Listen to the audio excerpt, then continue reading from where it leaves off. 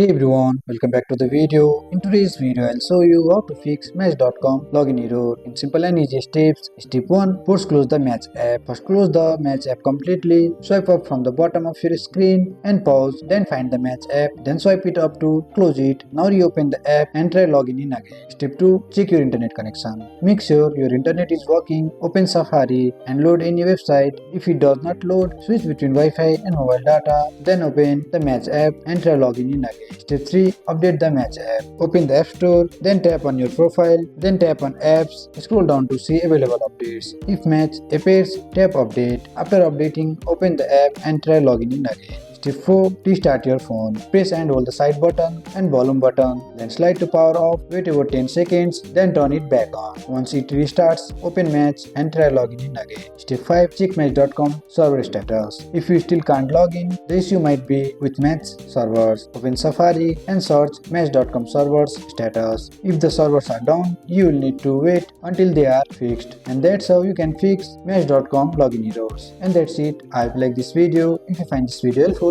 drop a like, subscribe to our channel. See you in the next video.